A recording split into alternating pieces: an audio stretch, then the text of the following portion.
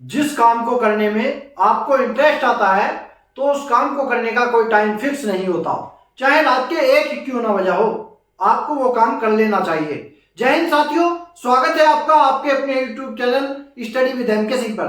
साथियों कैसे हैं आप? आशा करता हूं बहुत अच्छे होंगे और आपकी तैयारी बहुत अच्छे से चल रही होगी। साथियों आज हम बात करेंगे सीपीओ एसआई की भर्ती को लेकर। एसएससी के थ्रू सीपीओ एसआई की भर्तियां निकलती हैं हर साल। तो देखिए किस किन पदों पर भर्तियां निकलती हैं, कौन कौन से विभाग में भर्तियां होती हैं, इसके लिए एज क्राइटेरिया क्या है, एजुकेशन क्या क्वालिफिकेशन क्या होनी चाहिए, इसके लिए फिजिकल कितना होना चाहिए, हाइट कितनी ली जाएगी, इन सभी बातों को लेकर चर्चा करेंगे। यदि आप हमारे चैनल पर नए हैं तो चैनल को सब्सक्राइब जरूर करें। यदि जानकारी अच्छी लगे तो वीडियो को लाइक भी करें। ठीक है, देखिए चलते हैं हम वीडियो की तरफ। सबसे पहले देखते हैं एसएससी सीपीओ क्या है। ये SSC CPO staff selection commission, CPO central police organisation यानी कि कर्मचारी चयन आयोग केंद्रीय पुलिस संगठन की भर्ती निकालता है। केंद्रीय पुलिस संगठन। एसआई सब इंस्पेक्टर यानी कि 2 स्टार इस कंधे पे होंगे, 2 स्टार इस कंधे पे होंगे। दरोगा जिसको बोलते हैं आप, तो इसकी भर्तियां होती हैं। ये देखिए एग्जाम जो होता है नेशनल लेवल का एग्जाम होता है, ऑल इंडिया का। जॉब लोकेशन ऑल इंडिया में कहीं भी, सिर्फ दिल्ली पुलिस एसआई के लिए दिल्ली में पोस्टिंग होती है, बाकी की कहीं भी पोस्टिंग हो सकती है ऑल इंडिया में। देखिए पोस्ट डिटेल क्या क्या रहती है इसकी। एक तो होती है Delhi police SI, Delhi police में सब इंस्पेक्टर यानी कि दरोगा की भर्ती। जैसे उत्तर प्रदेश पुलिस में होती है दरोगा की भर्ती, ऐसा ही दिल्ली पुलिस में दरोगा की भर्ती होती है। ये एसएससी के थ्रू होती है, एसएससी सीपीओ के थ्रू। यूपी पुलिस में दरोगा की भर्ती आती है, वो डायरेक्ट आती है। इसमें दिल्ली पुलिस में जो है एसएससी सीपीओ के थ्रू आती है। इसके बाद देखते हैं दूसरी होती है सीएपीएफ एसआई क्या होता है, central armed police force sub inspector. इसमें कौन कौन से होते हैं भाई, BSF sub inspector, CISF sub inspector, CRPF sub inspector, ITBP sub inspector, SSB sub inspector. इनमें सब इंस्पेक्टर की भर्ती होती है। इसके लिए एज क्राइटेरिया क्या होता है, कितने से कितने साल तक एज होनी चाहिए। तो अभ्यर्थी की आयु 20 वर्ष से 25 वर्ष के बीच होनी चाहिए। अनरिजर्व कैटेगरी के लिए न्यूनतम 20 वर्ष, अधिकतम 25 वर्ष। और ओबीसी कैटेगरी के लिए 20 से 28 वर्ष यानी कि 3 वर्ष की अधिकतम आयु में छूट दी जाएगी। एससी एसटी कैटेगरी के लिए 20 से 30 वर्ष, 5 वर्ष की अधिकतम आयु में छूट दी जाएगी। और यदि आप एक्स सर्विसमैन हैं तो 20 से 28 वर्ष, एक्स सर्विसमैन को भी 3 वर्ष की अधिकतम आयु में छूट दी जाएगी। अब इसके बाद चलते हैं एजुकेशन क्वालिफिकेशन क्या होनी चाहिए। तो अभ्यर्थी को ग्रेजुएट होना चाहिए, स्नातक की डिग्री उसके पास होनी चाहिए किसी भी विषय से, किसी भी मान्यता प्राप्त विश्वविद्यालय से। कितने भी % मार्क्स हो ऐसा कोई जिक्र नहीं किया गया है। फॉर्म भरने की कब तक होनी चाहिए, कुछ कहते हैं कि हम अपियरिंग में है, लास्ट ईयर है हमारा, क्या हम फॉर्म भर सकते हैं? नहीं, आपके पास फॉर्म भरने की लास्ट डेट तक ग्रेजुएशन कंप्लीट होना अनिवार्य है। इसके बाद दिल्ली पुलिस सब इंस्पेक्टर के लिए डीएल होना चाहिए। 2 व्हीलर 4 व्हीलर बाइक का, 2 व्हीलर बाइक और 4 व्हीलर कार का डीएल होना चाहिए only Delhi police sub inspector के लिए, बाकी और किसी के लिए नहीं है जरूरत। ठीक है, सिलेक्शन प्रोसेस देखते हैं। सिलेक्शन प्रोसेस क्या रहता है, पेपर फर्स्ट जिसे प्री एग्जाम कहते हैं, उसके बाद PET, PST physical efficiency test, physical standard test. इसके बाद पेपर 2 होता है मेंस एग्जाम। इसके बाद DME detail medical examination.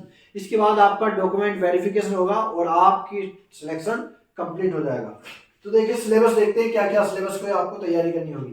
Pre paper 1 के लिए सिलेबस क्या रहेगा, रीजनिंग से 50 क्वेश्चन आएंगे 50 नंबर के, मैथ से 50 क्वेश्चन 50 नंबर के, जीके जीएस से 50 क्वेश्चन 50 नंबर के होंगे, इंग्लिश के 50 क्वेश्चन 50 नंबर के होंगे। ठीक है, अब ये टोटल क्वेश्चन हो जाएंगे 200 और 200 ही नंबर के होंगे, यानी कि एक क्वेश्चन 1 नंबर का होगा। टाइम दिया जाएगा आपको 2 घंटे का इसे सोल्व करने के लिए। निगेटिव मार्किंग 1/3, 1/3 की 3 गलत क्वेश्चन पे 1 सही क्वेश्चन का भी नंबर काट लिया जाएगा। प्री मेंस दोनों में यही सेम रहेगी, यानी कि निगेटिव मार्किंग जो है दोनों में सेम रहेगी। अच्छा, आपकी जो मेरिट तैयार होगी प्री और मेंस दोनों के नंबर को मिलाकर ही मेरिट तैयार होगी। इसमें फिजिकल के नंबर नहीं जुड़ेंगे, ऐसा नहीं है प्री के नंबर क्वालिफाई, नहीं, दोनों के नंबर को मिलाकर ही फाइनल मेरिट आपकी तैयार होगी। इसके बाद जो इसको क्वालिफाई मार्क कर लेते हैं उसके बाद होगा उनका पीएसटी पीटी। लेकिन हम पहले देखेंगे पेपर। दूसरा जो पेपर होगा उसका, उसमें इंग्लिश लैंग्वेज एंड कम्प्रीहेंशन के 200 क्वेश्चन आपसे पूछे जाएंगे जो 200 नंबर के होंगे। इन्हें सोल्व करने के लिए 2 घंटे का ओनली 2 घंटे का समय दिया जाएगा। ठीक है भैया, समझ में आ गई बात। इसके लिए भी 200 प्रश्न 200 नंबर के होंगे और जी 2 घंटे का समय आपको दिया जाएगा सोल्व करने के लिए। अब आ जाते हैं पीएसटी और पीईटी की तरफ। पीएसटी में क्या होगा, आपकी हाइट और चेस्ट की नाप होगी। हाइट मेल कैंडिडेट के लिए, मेल कैंडिडेट कौन सी कैटेगरी के, unreserved category, EWS category, OBC category और एससी कैटेगरी के मेल कैंडिडेट हैं तो 170 सेंटीमीटर आपकी हाइट होनी चाहिए न्यूनतम। इसके बाद चेस्ट 80 से 85 सेंटीमीटर, 80 सेंटीमीटर बिना फुलाए और फुलाने के बाद 85 सेंटीमीटर, 5 सेंटीमीटर का फुलाव आपका होना चाहिए। हिल एरिया से यदि आते हैं आप तो 165 सेंटीमीटर आपकी हाइट होनी चाहिए और चेस्ट की माप 80 से 85 सेंटीमीटर। यदि एसटी कैटेगरी से आते हैं तो 162.5 सेंटीमीटर हाइट होनी चाहिए और चेस्ट 77 से 82 सेंटीमीटर होना चाहिए। अब फीमेल कैंडिडेट के लिए बात करें, फीमेल कैंडिडेट कौन सी कैटेगरी की, अनरिजर्व कैटेगरी की, ईडब्ल्यूएस कैटेगरी की, ओबीसी कैटेगरी की, एससी कैटेगरी की है तो 157 सेंटीमीटर हाइट होनी चाहिए, चेस्ट की माप नहीं होती है। हिल एरिया से आ जाती है, हिल एरिया से तो 155 सेंटीमीटर। एसटी कैटेगरी से फीमेल 154 सेंटीमीटर है, इनके लिए चेस्ट की माप नहीं होती है। अब आते हैं पीईटी, यानी कि आपकी दौड़ क्या होगी। ये देखिए इसमें फिजिकल होगा, क्या होगा 100 मीटर की, पहले मेल कैंडिडेट के लिए बात करते हैं। 100 मीटर की दौड़ 16 सेकंड में पूरी करनी होगी पहले।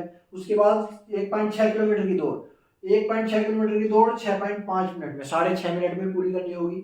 लॉन्ग जंप 3.6 मीटर के लॉन्ग जंप होंगे जिसके लिए 3 चांस दिए जाएंगे आपको। हाई जंप 1.2 मीटर के हाई जंप होंगे, ऊंची कूद, इसके लिए भी 3 चांस दिए जाएंगे। यदि 3 चांस में पास कर लेते हैं तो ठीक है, यदि नहीं कर पाते हैं तो फेल कर दिया जाएगा। शॉर्ट पट 4.5 मीटर के लिए भी 3 चांस दिए जाएंगे। ये मेल कैंडिडेट का फिजिकल हो गया। इसको अगर पास कर लेते हैं तो आपको मेंस एग्जाम दिलवाया जाएगा, यदि पास नहीं करते हैं तो आपको वहीं से बाहर टाटा बाय बाय कर दिया जाएगा। फिर कहा जाएगा नेक्स्ट बार फिर आप फॉर्म भरिए और दोबारा से फिर आइए तैयारी करके। फिर इसके बाद फीमेल कैंडिडेट के लिए देखते हैं। फीमेल कैंडिडेट के लिए 100 मीटर की दौड़ 18 सेकंड में पूरी करनी होगी पहले। उसके बाद 800 मीटर की दौड़ 4 मिनट में पूरी करनी होगी। उसके बाद लॉन्ग जंप होंगे 2.7 मीटर के, 3 चांस दिए जाएंगे। हाई जंप 0.9 मीटर, 3 चांस दिए जाएंगे। 3 चांस में अगर आप पास कर लेते हैं तो आपको नेक्स्ट अगले एग्जाम के लिए यानी कि मेंस एग्जाम के लिए पेपर 2 के लिए आपको बुलाया जाएगा। नहीं कर पाते हैं पास तो आपको बाहर कर दिया जाएगा वहीं से। ये आ रहा आपका सिलेक्शन प्रोसेस। इसके बाद जब आप इन्हें क्वालिफाई कर लेते हैं फिर आपका होगा DME, detail medical examination. Detail medical examination में अगर आपको किसी भी चीज में आपको अनफिट घोषित किया जाता है तो आपको रीमेडिकल करवाने के लिए अपील करनी होगी। रीमेडिकल करवाने के बाद यदि आप पास हो जाते हैं तो आपका जो है डॉक्यूमेंट वेरिफिकेशन होगा, यदि फेल हो जाते हैं वहीं से बाहर कर दिया जाएगा। तो ये रहा आपका सिलेक्शन प्रोसेस। देखिए कितनी अच्छी वैकेंसी है, दरोगा 2 स्टार सब इंस्पेक्टर, इसका रुतबा तो आप जानते ही होंगे, ठीक है। और ये उत्तर प्रदेश में जानते होंगे दरोगा कैसे होते हैं, दिल्ली पुलिस में ऐसे ही होते हैं, ये सेंट्रल पुलिस फोर्स में।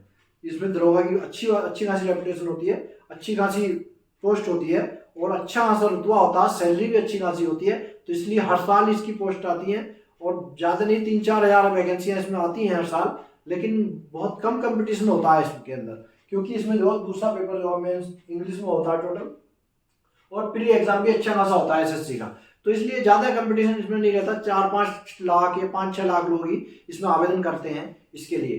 तो तैयारी अगर कर रहे हैं आप, सब इंस्पेक्टर बनना चाहते हैं तो आपके लिए बहुत अच्छा चांस है और हर साल इसकी वैकेंसी होती है, 1 साल में वैकेंसी कंप्लीट हो जाती है, ठीक है। यदि जानकारी अच्छी लगी हो तो चैनल को सब्सक्राइब कर लीजिए क्योंकि इस तरह की मैं वीडियो रोज लाता रहूँगा आपके लिए, और वीडियो को लाइक कर लीजिए।